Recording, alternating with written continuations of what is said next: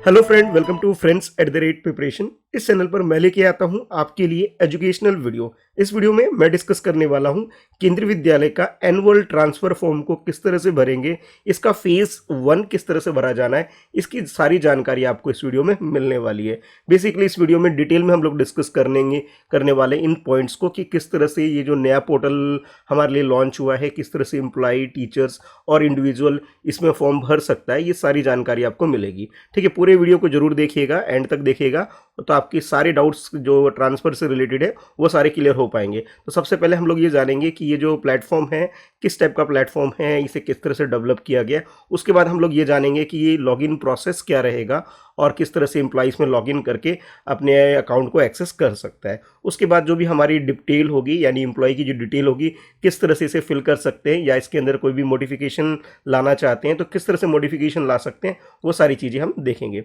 उसके बाद नेक्स्ट हम लोग ये देखेंगे कि किस तरह से इस ट्रांसफ़र मैनेजमेंट वाले पोर्शन को, यानी कि इस वाले मॉड्यूल में हम एक्सेस कर सकते हैं, यानी कि किस तरह से हम ट्रांसफ़र के लिए अप्लाई कर सकते हैं, वो सारी चीज़ें देखेंगे। सपोज कर लीजिए सब कुछ भरने के बाद भी अगर कुछ मिस्टेक रह गई या उसके अंदर हम मॉडिफिकेशन लाना चाहते हैं तो किस तरह से टिकट मैनेजमेंट सिस्टम को यूज़ करके इस काम को हम एक्सेस कर पाएंगे, ये सारी जानकारी आपको मिलने वाली है। वन बाय वन स्टार्ट करते हैं। सबसे पहले ये जो पोर्टल है इसे लॉन्च किया है नेशनल इंफॉर्मेटिव सेंटर, जो कि मिनिस्ट्री ऑफ एजुकेशन के अंदर एक एजेंसी है जो ये काम कर रही है, जिसके अंदर के केंद्रीय विद्यालय के जितने भी एम्प्लॉई हैं उन सबका एक डाटा डिजिटल फॉर्म में रखा जा रहा है। और उसके बाद जिस तरह से हम लोग ट्रांसफ़र के लिए अप्लाई करेंगे, अप्लाई करने के बाद जो भी हमारा इन्फॉर्मेशन होगा उसे एक्सेस करके, और हम लोग जिस स्टेशन पे अप्लाई करना चाहेंगे अगर उधर वैकेंसी होगी तो उसके अकॉर्डिंग अगर हम सारी कंडीशन को सेटिस्फाई करेंगे तो हमें वो ट्रांसफ़र मिल जाएगा। तो इस तरह से बेसिक इन्फॉर्मेशन आपको इस मॉड्यूल के अंदर सबसे पहले ये बताया गया है। उसके बाद मेन जो सबसे हमारे लिए जो सबसे इंपॉर्टेंट है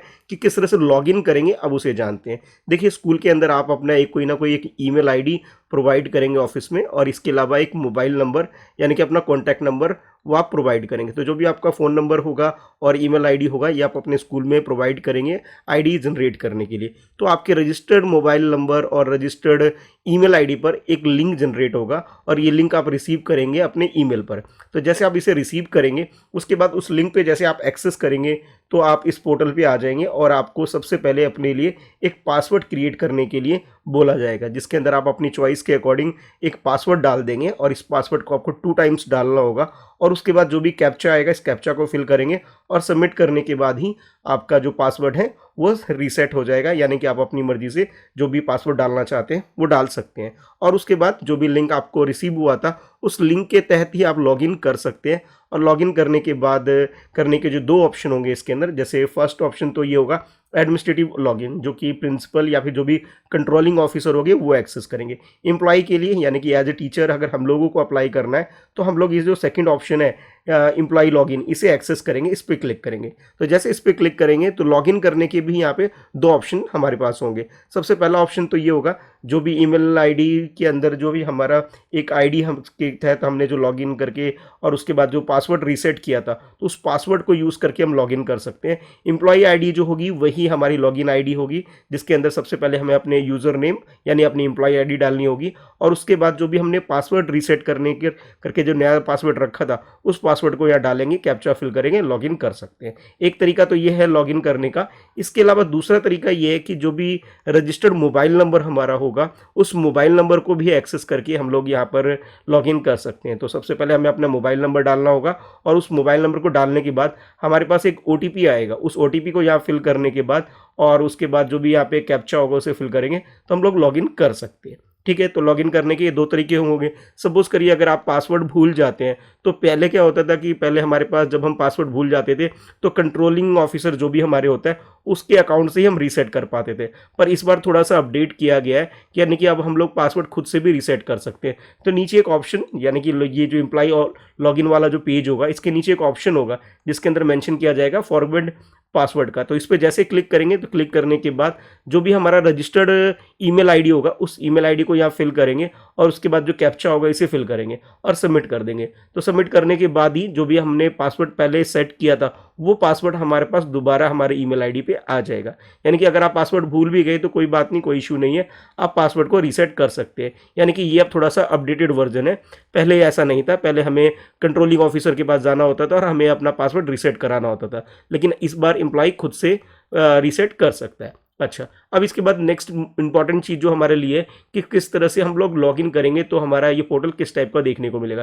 तो जैसे लॉगिन कर लेंगे, एक सक्सेसफुली लॉगिन करने के बाद जो एम्प्लॉय की डिटेल होगी, जैसे इसमें बेसिकली उस प्रोफाइल डिटेल यानी कि जो हमारी पर्सनल डिटेल होगी वो सारी इन्फॉर्मेशन कुछ इस टाइप को देखने को मिलेगी। और इसके अलावा वर्क एक्सपीरियंस यानी कि किस केबी में और हमने कहाँ कहाँ काम किया है, ये सारी जानकारी कुछ इस टाइप को हमें पोर्टल पर देखने को मिल जाएगी। ठीक है, तो जैसे आप लॉगिन करेंगे कुछ इन्फॉर्मेशन ऑफिस वाले यानी कि जैसे स्कूल में हम लोग मानते हैं कि जो पीजीटी सीएस होते हैं कुछ कुछ काम वो लोग करते हैं, तो वो जैसे कुछ इन्फॉर्मेशन आपको देखने को मिलेगी। अगर आपको लगता है कि ये इन्फॉर्मेशन ठीक है तो आप आगे बढ़ सकते हैं, अदरवाइज कुछ मॉडिफिकेशन करना चाहें तो अपने अकॉर्डिंग यहाँ पे आप फॉर्म को मॉडिफिकेशन कर सकते हैं। कुछ स्पेलिंग मिस्टेक वगैरह है तो वो सारी चीज़ें आप फिल कर लेंगे, उसे ठीक कर लेंगे। तो जैसे आप इसे फिल करने के बाद यानी कि आपकी जो प्रोफाइल फिल करने के बाद देखेंगे तो नेक्स्ट जो पेज आएगा, नेक्स्ट पेज में आपको अपनी जो सर्विस डिटेल है यानी कि आपने एट प्रेजेंट आप कहाँ पे काम कर रहे हैं, इससे पहले अगर आपने ट्रांसफ़र लिया है तो वो सारी डिटेल आपको यहाँ देखने को मिल जाएगी। यहाँ भी अगर आपको लगता है कि कुछ चेंजेस की रिक्वायरमेंट है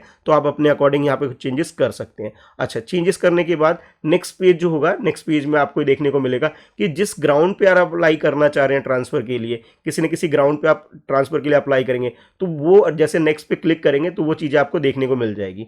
ठीक है, अब ये सब करने के बाद, ये सारा काम कंप्लीट करने के बाद आप आगे बढ़ सकते हैं। तो नेक्स्ट जो हमारा होगा कि हम ट्रांसफ़र अप्लाई कैसे करेंगे। तो देखिए, इसको यहाँ पे इस मॉड्यूल को यहाँ पे 4 डिफरेंट पार्ट्स में डिवाइड किया गया है। सबसे पहले तो यहाँ पे ये होगा आपका प्रोफाइल वेरिफिकेशन होगा। प्रोफाइल वेरिफिकेशन जो आप अपने लेवल पे पहले खुद से करेंगे, जिसमें आप अपनी बेसिक डिटेल जो है उसे देखेंगे और उसे कंफर्म कर देंगे अगर आपको करेक्ट लगता है। उसके बाद नेक्स्ट है मिसलेनियस। मिसलेनियस के अंदर जो होगा कि जिस ग्राउंड पे आप अप्लाई करना चाह रहे हैं वो ग्राउंड की इन्फॉर्मेशन आपको फिल करनी होगी। उसके बाद आपका जो चॉइस स्टेशन होगा, जैसे आप लोग जानते हो इससे पहले भी अगर आपने फॉर्म भरा हो तो आपको मालूम होगा कि 5 स्टेशन हमें 5 अपने प्रेफरेंस हमें देनी पड़ती है, तो वो चीज़ें आप भर सकते हैं। उसके बाद आप प्रीव्यू देख सकते हैं, जिसमें आप प्रीव्यू के अंदर आप अपने डिस्प्लेसमेंट काउंट और ट्रांसफ़र काउंट देखने को मिलेगा और जो भी चॉइस स्टेशन आपने भरे हैं वो सारी चीज़ें आप देख सकते हैं। जब आप सब कुछ कंफर्म हो रहे हैं तो आप ओके कर सकते हैं। कुछ इस टाइप का होगा।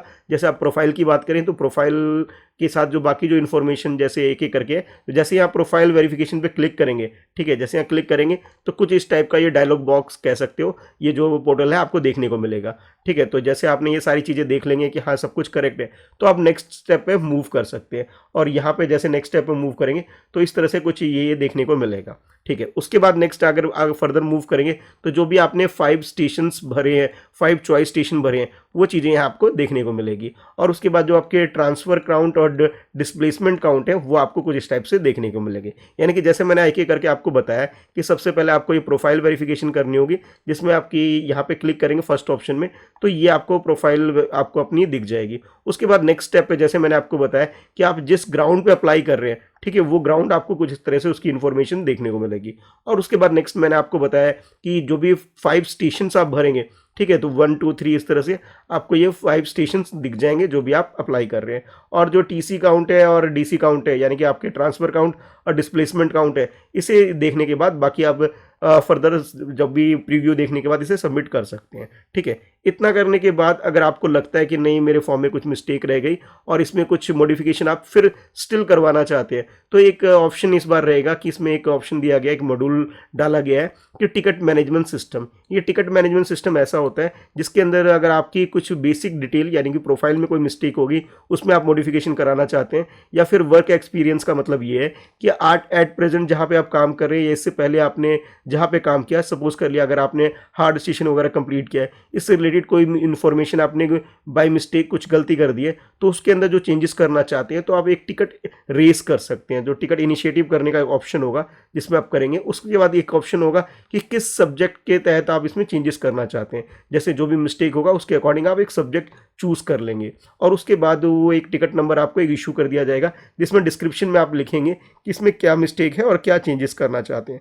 और उसके रिगार्डिंग में जो भी आप सपोर्टिव डॉक्यूमेंट अपलोड करना चाहते हैं तो आप 5 MB तक की फाइल को यहाँ पे अपलोड कर सकते हैं और उसके बाद प्रीव्यू देखने के बाद इसे आप सबमिट कर सकते हैं। ठीक है, वन बाय वन देख लेते हैं किस टाइप का ये विंडो आपको देखने को मिलेगा। तो सबसे पहले तो ये टिकट मैनेजमेंट सिस्टम कुछ इस टाइप से आपको देखने को मिलेगा, जिसमें ये आइकॉन होगा। इस आइकॉन पे आप क्लिक करेंगे तो जो भी डॉक्यूमेंट आप अपलोड करना चाहते हैं यहाँ से अपलोड कर सकते हैं, और जो भी सब्जेक्ट्स आप चूज़ करना चाहते हैं कि क्या मिस्टेक है, उस मिस्टेक में क्या चेंजेस आप लाना चाहते हैं, तो वो सारी चीज़ें आप फिल करने के बाद सपोर्टिंग डॉक्यूमेंट जो होंगे आप यहाँ डाल देंगे। डालने के बाद कुछ इस टाइप से आपको दिखेगा ये। हाँ ठीक है, और यहाँ पे आपके पास ये प्रीव्यू का ऑप्शन होगा, और जैसे आप प्रीव्यू देख लेते हैं, आप कंफर्म हो गए, तो ये प्रीव्यू देखने के बाद आपको कंफर्म लगता है तो आप इसके अंदर इसमें सबमिट कर सकते हैं। या फिर इसमें एक और ऑप्शन आपके पास होगा कि ये सारी चीज़ देखने के बाद जैसे आपने प्रीव्यू देखा तो आपको पता लगा कि आपने पहले जो फॉर्म फिल किया था बिल्कुल करेक्ट किया था, अब आप नहीं चाहते हैं इसके अंदर कोई मॉडिफिकेशन करना, तो एक ऑप्शन और होगा, रिवोक का ऑप्शन होगा।